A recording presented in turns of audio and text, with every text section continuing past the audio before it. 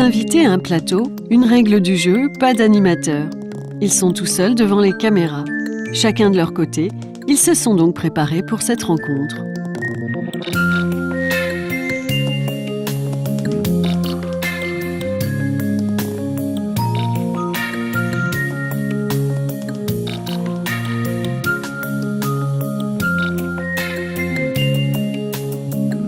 On commence par vous. Qui êtes-vous ? Bon, moi je m'appelle Michel Rieux. J'ai été professeur des universités et praticien hospitalier, chef de service à Cochin, d'exploration fonctionnelle et de médecine du sport. Et maintenant, je suis le conseiller scientifique de l'Agence française de lutte contre le dopage. Et à votre avis, pourquoi est-ce vous qui êtes là aujourd'hui ? À mon avis, pour deux raisons.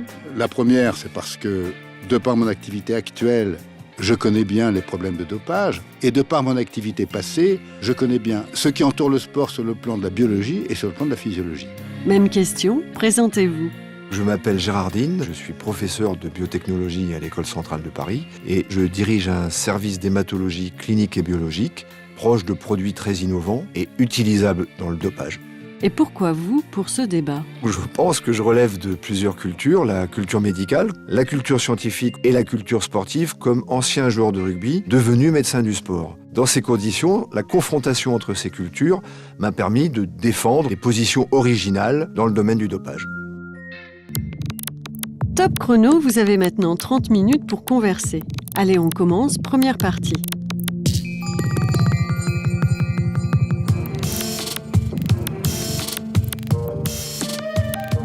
Pour moi, le mot performance n'a pas une grande signification.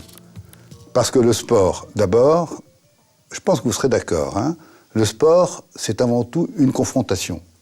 Une confrontation face à un individu, ou à plusieurs individus, soit face à soi-même. Mais de toute façon, la performance, elle est subsidiaire. Dans le sport, ce qui est important, à mon avis, c'est quand même de gagner. De gagner sur les autres ou de gagner sur soi-même. C'est ça le sport. Oui, je pense, mais le problème, c'est qu'aujourd'hui, le sport est devenu un spectacle et que la performance fait vivre le spectacle. Donc dans les sports individuels, par exemple, la performance chronométrique est incontournable. On voit ce qui se passe pour les deux grands sports individuels olympiques, l'athlétisme et la natation. Et dans les sports d'équipe, la confrontation, le renouvellement des matchs, les compétitions internationales font partie aujourd'hui du décorum. Et en fait, c'est la pression de l'extérieur, la pression entre guillemets du marché, qui entraîne ce problème de toujours plus de performance. Oui, mais vous voyez bien que vous donnez au mot performance deux sens. Absolument. Il y a la performance mesurée, ça vous l'avez bien dit, par exemple le chronomètre, le centimètre, le poids, tout ça, ce sont des choses qui sont mesurables. Et puis vous avez la performance, c'est une autre façon d'envisager le terme, c'est la performance d'une équipe qui gagne sur une autre. Mais on n'est plus tout à fait au même niveau de performance. Je pense que c'est lié à l'évolution du sport. C'est-à-dire que le sport, dans sa définition moderne à la fin du 19e siècle, c'était par rapport au corps. Le processus de la compétition est arrivé, mais depuis la Deuxième Guerre mondiale, avec l'irruption des idéologies d'abord, puis l'irruption entre guillemets du marché, des médias et de l'environnement économique du sport, notamment de haut niveau, on est bien d'accord, là il y a véritablement un changement dans la donne.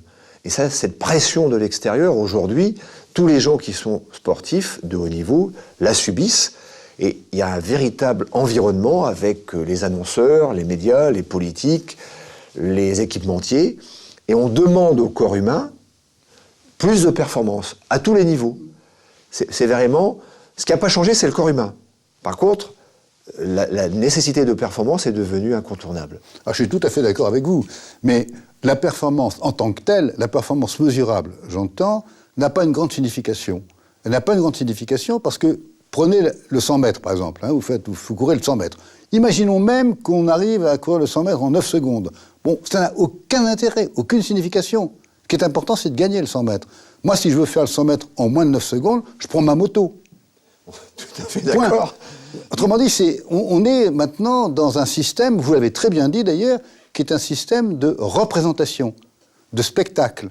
On attire les gens avec la performance, comme on attire les mouches avec je ne sais pas quoi. Il paraît que c'est du vinaigre, non, je ne sais plus. Ou du miel, je sais Du pas. miel, peut-être.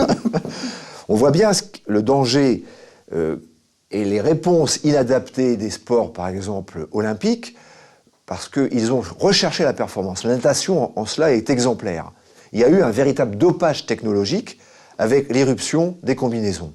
En fait, la natation était un sport magnifique.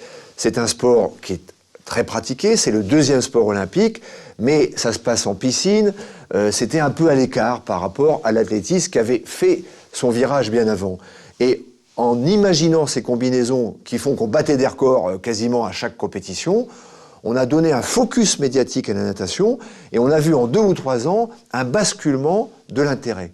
Donc on voit bien là qu'aujourd'hui, le corps des athlètes n'appartient même plus à ces athlètes. Il appartient aussi bien à plein de gens autour. Et là, il y a un véritable, pas problème, mais il y a une véritable déviation possible. D'où le dopage. D'où le dopage. D'où le dopage. Et le dopage, il est intimement lié à la performance. Absolument. Il est aussi lié à la victoire, bien sûr, mais il est avant tout lié à la performance. Et on est dans une forme d'engrenage, de surenchère, et je crains qu'on n'ait pas beaucoup d'armes pour lutter contre. Si vous vous référez à la signification des épreuves sportives, notamment en athlétisme, voyez bien que ces épreuves sont totalement décalées par rapport aux Jeux antiques. Dans les Jeux antiques, il y avait une signification. Le lancer du javelot, ça avait une sacrée signification. La course aussi. Je ne parle même pas des courses de chars. Autrement dit, il y avait un substrat dans ces Jeux antiques qui était notamment le comportement guerrier. Bon, ce n'est plus maintenant le cas. L'athlète qui va lancer le javelot, en général, il ne vise pas l'adversaire qui est en face de lui. Il essaie de l'éviter même. Autrement dit, il y a là un côté tout à fait artificiel du jeu sportif qui rapidement va tomber dans le jeu spectacle.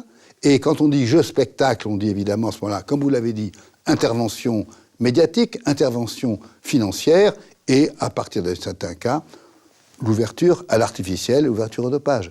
Mais là, je suis tout à fait d'accord avec vous. Donc, toujours plus de performance, oui, mais pourquoi ? À mon avis, c'est pas tellement pour le sport. Effectivement, alors, la difficulté dans laquelle on est aujourd'hui par rapport à cette problématique toujours plus de performance, c'est que c'est quelque part la projection de nos sociétés. On est dans la performance financière, dans la performance industrielle. On parle de mondialisation aujourd'hui. Il ne faut pas rêver. Ce qu'on demande aujourd'hui aux êtres humains qui font du sport pour eux ou qui font du sport de compétition, en fait, c'est d'être performants. Et en fait, il y a une espèce d'égalisation des cultures, des compréhensions. Et à partir de là, pourquoi le sport de haut niveau échapperait à cette situation ? En fait, il n'échappe pas du tout. Il est dans la société, le sport de haut niveau. Il y participe même. Ce qui est ennuyeux dans cette affaire, également, c'est la répétition et la prolongation dans la carrière du sportif. C'est-à-dire qu'on a parlé un peu là de sport individuel, de sport chronométrique, de faire des performances pour attirer le chaland. Par contre, ce qui est très clair aussi, c'est que la carrière du sportif l'oblige à maintenir son niveau de performance. Une fois qu'il est au sommet, il faut qu'il y reste. Or, on sait très bien que le sport du haut niveau, c'est pas bon pour la santé. Donc il faut qu'il préserve son intégrité physique. Or, on lui demande de plus en plus, il va vieillir. À partir de là, on est au cœur du problème. La performance, le sport, mais le moteur du spectacle, ça reste le corps. Oui, mais vous voyez bien que, malgré vous, vous en revenez forcément à ce modèle qui est le sport de haut niveau. Oui, tout à fait. Et ça, c'est pas un modèle. Et d'ailleurs, on peut réfléchir là-dessus. Prenons les cas de la France. Le mouvement sportif, c'est quoi ? C'est 2 millions de bénévoles. C'est plus du tiers des associations qui sont françaises qui sont consacrées au sport. Le sport, pour beaucoup, c'est l'apprentissage de la règle. C'est l'intégration sociale. C'est tout ça, le sport. Et paradoxalement, on offre comme modèle un modèle que vous venez de définir, qui en fait est le sport-spectacle, et on a sorti ce modèle de discours moralisateurs, où c'est le dépassement de soi, c'est l'effort, etc., etc.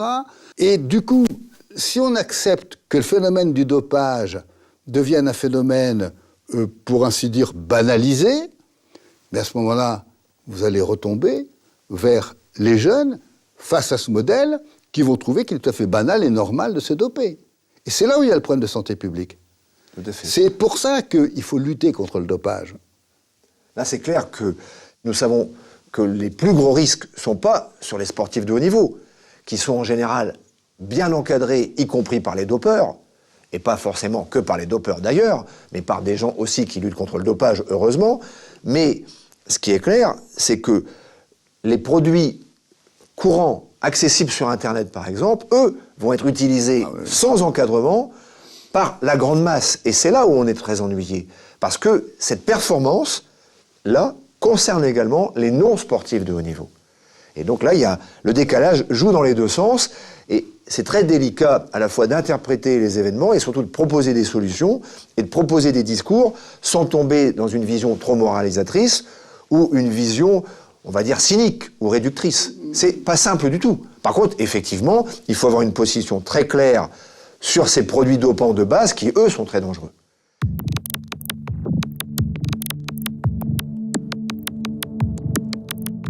Effectivement, sur le plan des produits dopants, malheureusement, l'arsenal s'est considérablement amélioré, si on peut dire, depuis 30 ou 40 ans. En fait, le dopage moderne, c'est après la Deuxième Guerre mondiale. C'est des spirales qui convergent. La spirale du sport moderne et de son irruption médiatique, politique, économique, et puis la spirale des progrès, on va dire, de la médecine et de toutes les technologies autour de la médecine, c'est-à-dire le corps humain, au départ fait pour guérir les gens et pas pour les améliorer, quand ils ne sont pas malades. Et à partir de là, le dopage moderne explose à partir des années 50, chimie, biochimie, et il a été quelque part conceptualisé quand même par les pays de l'Est. Il a été institutionnalisé malheureusement. Et au moment où le monde s'est un peu ouvert, dans le sport de haut niveau, là est arrivée une véritable révolution, la révolution biotechnologique avec des produits qui défient toutes les compréhensions, qui posent des problèmes sur leur efficacité, parce qu'ils sont efficaces, et puis qui posent des problèmes au contrôle antidopage tel qu'il avait été élaboré à partir des années 60-70, et là, il y a aussi un décalage. Et l'arsenal dopant se développe à une vitesse très importante, permet de modifier ou de corriger des parties d'individus, et malheureusement, une partie des performances depuis 10 ou 15 ans sont très suspectes pour certaines. Quand on regarde le dopage, y compris d'avant-guerre, rappelez-vous que la Société des Nations, à l'époque, l'ancêtre de l'ONU, donc avant la guerre, avait déjà attiré l'attention, y compris dans le domaine du sport, sur les amphétamines et les anabolisants. Et puis alors, ensuite, quand vous reprenez, moi je dirais qu'y compris l'Allemagne de l'Est, ce qui est très original dans l'Allemagne de l'Est, c'est l'institutionnalisation d'États parfaitement réglés, sous couvert de la médecine, sous couvert de l'entraînement et sous couvert de la police, de la Stasi, la police secrète. Ça, c'est très original, si j'ose dire. Enfin, je l'espère. Mais c'était encore quand même un peu un dosage de papa qui, à la limite, peut encore exister chez les amateurs, les anabolisants, les psychoactifs. Là où je crois qu'il y a eu une grande révolution, c'est à partir des années 80, début des années 90, avec l'apparition de l'EPO, c'est pas à vous que je vais l'apprendre, et maintenant tous ces dérivés, et la tendance aussi du développement de la thérapie cellulaire, et peut-être un jour, pourquoi pas, de la thérapie génique. Alors, actuellement, il y a un petit mélange entre thérapie cellulaire et thérapie génique. On est, à mon avis, mais je me trompe peut-être, je pense que la thérapie génique, on n'y est peut-être pas encore tout à fait, quoiqu'on sait que certains sportifs adorent se présenter comme des cobayes humains, je trouve ça un peu bizarre. La thérapie cellulaire avec transfection, ça, c'est, à mon avis, on est au bord, si on n'y est pas déjà. Voilà, donc, moi, je pense quand même, je suis beaucoup plus inquiet pour ce qu'on appelle la pharmacologie intelligente. C'est-à-dire la nouvelle pharmacologie qui, elle, va interférer avec toutes les voies de signalisation, c'est-à-dire les voies de régulation qui permettent de modifier, maîtriser, réguler l'expression du gène. Ça, oui. D'ailleurs, on sait qu'à l'heure actuelle, il y a l'utilisation d'un certain nombre de produits de ce type, et notamment des produits qui vont moduler certains récepteurs, et qui vont avoir un rôle d'antifatigue. Je ne dirai pas lequel, mais vous le savez comme moi. Effectivement, c'est devenu problématique, quoi. Aujourd'hui, on vit dans un monde de bio-ingénierie, et ces thérapeutiques auxquelles vous faites allusion, donc en fait, touchent quand même à l'ensemble des biotechnologies. Dans notre jargon, nous, on appelle ça thérapie ciblée, c'est-à-dire un médicament qui va cibler le dysfonctionnement. Donc c'est inventé essentiellement, pour l'instant, dans le domaine du cancer, lutter contre le cancer, mais on a des applications également dans les maladies métaboliques ou les maladies cardiaques. Et ces produits viennent comme un missile ou comme un petit élément pour bloquer ou améliorer quelque chose dans le cheminement métabolique ou dans le cheminement des molécules à l'intérieur d'une cellule ou d'un corps. C'est vraiment ennuyeux, parce que ces produits sont déjà existants, sont très difficilement détectables au niveau du contrôle antidopage, posent un certain nombre de problèmes, et la lutte contre le dopage, là, doit évoluer très rapidement, probablement en se rapprochant de l'industrie pharmaceutique, comme ça a été le cas ces derniers temps. Par contre, pour ce qui est des thérapies, on va dire, futuristes, la thérapie cellulaire, c'est déjà une réalité dans l'art vétérinaire, et ces traitements sont déjà banalisés. Je rappelle que nous ne sommes que des mammifères supérieurs, et donc l'utilisation de cellules tendineuses ou de cellules cartilagineuses, voire de cellules musculaires, est déjà à l'étude ou à l'essai sur des humains, avec des projections d'utilisation dans certains problèmes de réparation traumatique. Et donc là, on voit déjà autre chose s'ouvrir, c'est la frontière avec le dopage. Où va se situer le dopage? Où va ne pas se situer le dopage? Préparation, réparation. Pour ce qui est de la thérapie génique, en fait, je crois que tout le monde attend le retour des premiers essais sur les vrais cobayes humains, que sont par exemple les myopathes, ou les patients atteints de mycoviscidose, ou les patients atteints d'hémophile. Actuellement, les études sont menées sur des vrais humains pour ces maladies. Les gens attendent. Malheureusement, ce qui m'ennuie un peu, c'est que le passage technologique risque d'être très rapide, puisque manipuler de manière génique un tendon, c'est beaucoup moins lourd de conséquences que de traiter un patient qui est atteint de mucoviscidose. Et donc, j'ai quand même l'impression que là, les choses risquent de se banaliser assez rapidement et que l'argument de la réparation risque quand même d'être très fort. Mais vous êtes d'accord avec moi pour penser que ce type de dopage, maintenant et plus tard, très sophistiqué, n'intéressera qu'une petite fraction des sportifs, et notamment de sportifs de haut niveau, et je dirais même plus de sportifs de haut niveau, très médiatisés, ayant à leur disposition des équipes scientifiques et ayant à leur disposition beaucoup d'argent. Absolument, complètement d'accord avec vous. Simplement, comme on est dans une scène avec un paysage, le rôle des agences antidopage là est très important. Ouais. Parce que si elles n'arrivent pas, en termes d'exemplarité, c'est pas pour compliquer la tâche des agences, mais si elles n'arrivent pas à contrôler ce dopage high-tech, très haut niveau, où il y a beaucoup d'argent, et donc beaucoup de scientifiques dont les compétences sont largement égales aux nôtres, voire supérieures, pour dévier ces produits technologiques, l'exemplarité pour le reste de la population peut être dévastateur. Une exemplarité dans le mauvais sens, bien entendu. Hein. D'où l'intérêt pour les agences, et nous, c'est ce que nous essayons de faire au mieux, c'est d'avoir des relations très étroites avec l'industrie pharmaceutique, avec les instituts de biotechnologie, il ne faut pas l'oublier, et en même temps de mettre en place tout un arsenal de recherche qui permettent non pas forcément dans un premier temps d'aller chercher le produit en cause, mais de mettre en évidence un certain nombre de signes indirects, de paramètres biologiques en utilisant les technologies modernes, que sont par exemple la protéomique, de façon à essayer d'isoler des populations que je vais appeler à risque, pour ne pas dire suspectes. À partir de ces populations, c'est dans ces populations qu'il nous faudra aller au but, c'est-à-dire prouver après le dopage. Complètement.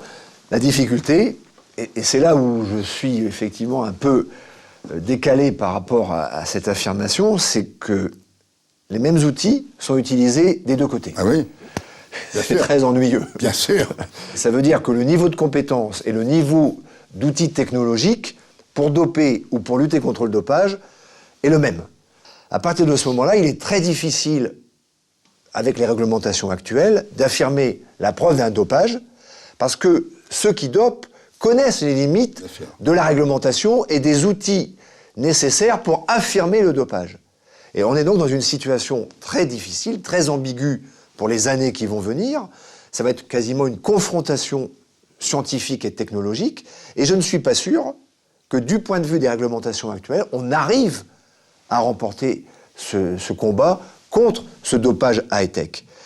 Il y a un autre élément qui, moi, m'interpelle, c'est que autant les dopages classiques, amphétamines, stéroïdes, sont dangereux pour les sportifs de haut niveau, donc dangereux pour la population standard, celle qui va les utiliser et qui les utilise aujourd'hui, autant ces dopages high-tech, on n'a pas de recul sur leur dangerosité. Ça veut dire qu'entre les mains de grands spécialistes, il n'y a pas de danger forcément sur le court terme. Sauf que leur pouvoir d'intrusion, c'est-à-dire le pouvoir de modification de ces produits, est beaucoup plus insidieux. Donc on n'a pas de recul. Et là, il y a un vrai débat du point de vue des sportifs eux-mêmes, dont certains se considèrent comme des cobayes pour l'humanité.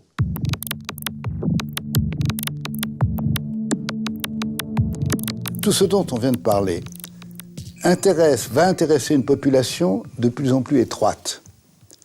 Et ça, c'est intéressant.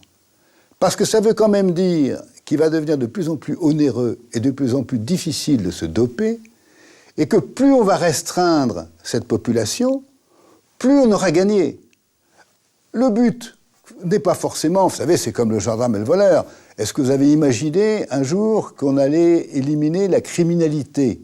Non. Tout ce qu'on peut essayer de faire, c'est de la réduire et de l'identifier. C'est la même chose pour le dopage.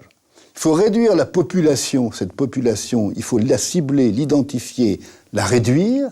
Il faut aussi la stigmatiser, je crois que c'est important, parce que comme vous l'avez dit, cette population ne doit pas être présentée comme un modèle.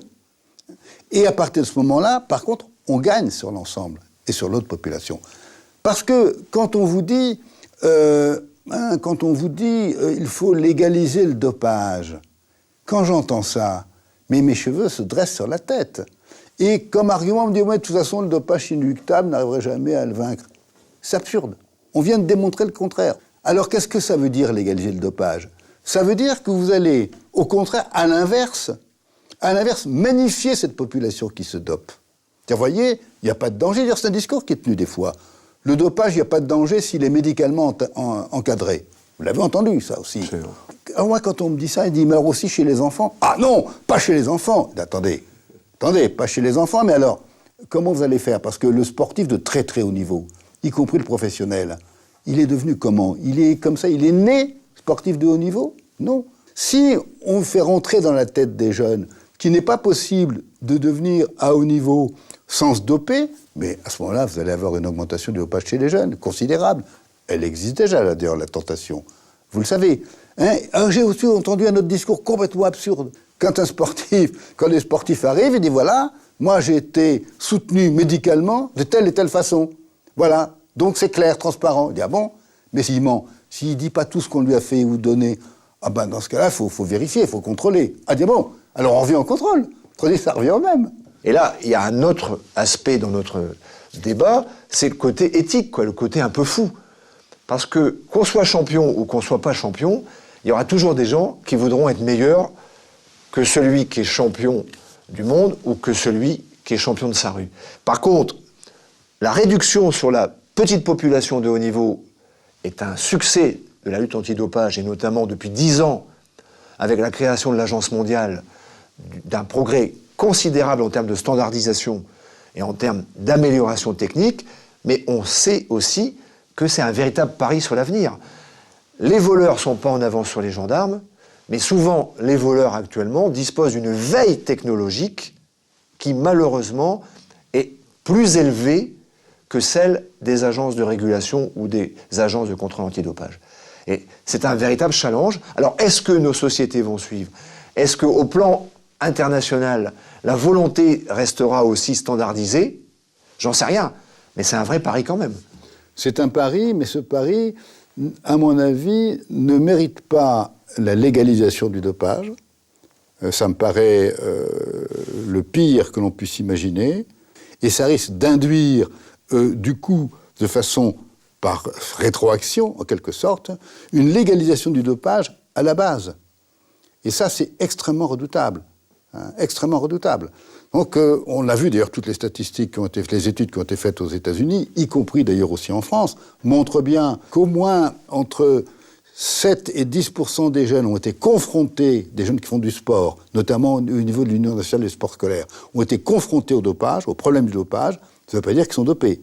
Il y en a environ 2% qui ont avoué avoir pris des produits dopants. Et puis par ailleurs, quand on regarde qui fait adopter aux jeunes des conduites dopantes, pas forcément le dopage, mais des conduites dopantes, ce sont en 1 les parents, c'est incroyable quand même, hein, en 2 les médecins, et en 3 les éducateurs physiques. Alors, moi ça m'inquiète. C'est pour la raison pour laquelle, en aucun cas, il ne faut aller vers une politique qui tendrait à montrer que le dopage, c'est pas grave, à partir du moment où on l'encadre. Ça, c'est clair qu'on sait aujourd'hui que les produits accessibles, notamment avec le phénomène Internet, peut toucher à la contrefaçon médicamenteuse, avec tout le mal que cela fait dans certains pays, notamment en Afrique. Et on sait que ces produits sont dangereux de par leur nature. Mais ce qui est très clair, c'est qu'il faut faire attention aussi à une autre approche qui est celle de l'évolution philosophique qui existe dans notre société. Certaines personnes actuellement parlent d'hommes transformés, d'hommes améliorés, et ça, c'est pas forcément que dans le sport de haut niveau. Aujourd'hui, on a dans la population en général des gens, pour le bien vieillir, qui vont consommer un certain nombre de produits, qui, s'ils sont consommés par un sportif, sont des produits dopants. Prendre de la DHEA, prendre de l'hormone de croissance quand on a 70 ou 80 ans, c'est un fait de société aujourd'hui. Et quelque part, on va interdire, c'est l'argument qui est utilisé par ces personnes qui réfléchissent sur, on va dire, ou l'encadrement médical ou une forme de légalisation, on va interdire d'un côté et permettre aux autres de le faire. Donc il y a un débat à mener à plusieurs niveaux, et là les agences de contrôle ont un discours pédagogique à avoir qui souvent manque. Ce qui est dévastateur actuellement dans la lutte contre le dopage, du point de vue du public, c'est les différences de point de vue entre les différentes structures responsables de la lutte contre le dopage. Là, vous rentrez dans un débat beaucoup plus large, qui est celui qui commence par l'assistance médicamenteuse, qui passe ensuite à un niveau un peu plus élevé vers la conduite dopante, pour déboucher sur le dopage. C'est vrai. Et c'est vrai que nous sommes une société, en plus, ça fait quand même aussi le bien de l'industrie, où l'assistance médicamenteuse est largement défendue. Notamment en France, hein, mais c'est vrai aussi dans d'autres pays. Je ne suis pas sûr que l'avenir de l'espèce humaine passe par l'assistance médicamenteuse. Je n'en suis pas du tout persuadé. En plus, quand vous comparez les doses, par exemple, vous avez pris l'exemple de la DHEA, quand vous prenez les doses qui sont prises dans le domaine du dopage et les doses qui sont utilisées dans le bien vieillir, mais ça n'a rien à voir. C'est 100 fois plus élevé. Autrement dit, on ne peut pas comparer ce qui va être l'aide au vieillissement, au bien vieillir, et l'utilisation pour la triche. Parce qu'au bout du compte, c'est ça. On l'utilise pour la triche. Ce qui est un peu anxiogène de mon point de vue, qui suis un technologue, c'est de savoir qu'avec, par exemple, la thérapie génique, c'est demain, parce qu'on le fait déjà aujourd'hui en vrai essai sur des patients.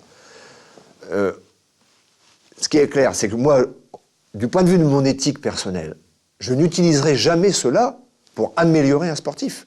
Mais ça, c'est l'éthique de l'individu que je suis.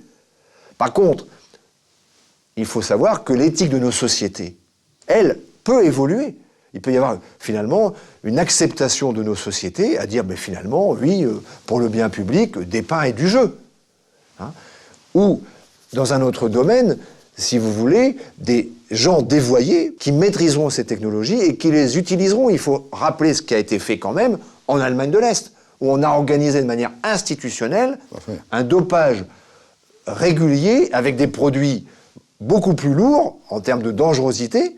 Maintenant que ces méthodes ou produits sont beaucoup plus fins, beaucoup plus performants et en apparence plus acceptables, on peut penser que c'est aussi un risque. Donc le combat contre le dopage, c'est pas uniquement effectivement un combat de blanc et noir, de gentil et de méchant, c'est un peu plus compliqué. En fait, on est dans un monde un peu gris. Hein. Si je comprends bien, à une époque, vous vous souvenez, il y avait engagez-vous, rengagez-vous, et maintenant il y a dopez-vous, redopez-vous.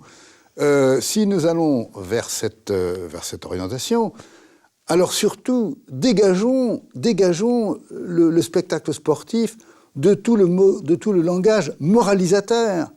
Parce que c'est le langage qui entoure l'exploit sportif qui en fait un modèle. Si on dit, ben voilà, oui, il y a un spectacle.